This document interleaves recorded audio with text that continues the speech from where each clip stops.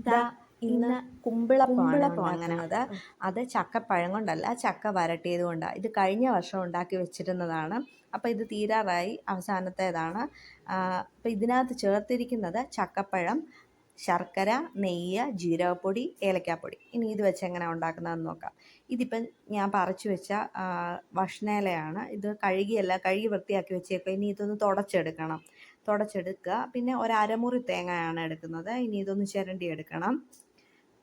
ചിരണ്ടി ഇത്രയും നമുക്ക് കിട്ടിയിട്ടുണ്ട്. ഇനി ഗോതമ്പ് പൊടി വെച്ചാണ് ഉണ്ടാക്കുന്നത്. ഗോതമ്പ് പൊടി, പിന്നെ ഇതിലേക്ക് ഇപ്പം ചിരണ്ടി വെച്ച അരമുറി തേങ്ങ ഇട്ട് കൊടുക്കാം. ഇനി ചക്ക വരട്ടിയത് ഇട്ട് കൊടുക്കുക. ഇതിലേക്ക് ഇനി ഞാൻ ജീരകപ്പൊടി, ഏലക്കാപ്പൊടി, ശർക്കര ഇതൊന്നും ഇടുന്നില്ല. കാര്യം ഇതിനകത്ത് ചക്ക വരട്ടിയതിനകത്ത് ഇതെല്ലാം കൂടുതലായിട്ടുണ്ട്. അപ്പോൾ ഇനി ഇത് നന്നായിട്ടൊന്ന് മിക്സ് ചെയ്ത് കൊടുക്കാമേ. ഞാൻ കുറച്ച് ഒരു ചൂടുവെള്ളം കൂടി ഒഴിച്ചു കൊടുക്കുന്നുണ്ട്.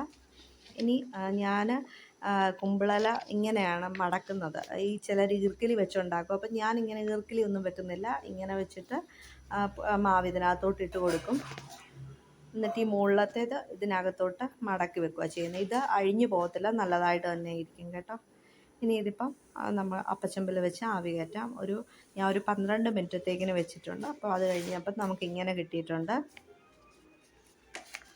ഇത് ഒട്ടിപ്പിടിക്കുന്ന ഒന്നുമില്ല കേട്ടോ, നല്ലതായിട്ട് തന്നെ വന്നിട്ടുണ്ട്. അപ്പം നമുക്ക് നാളെ കാണാം.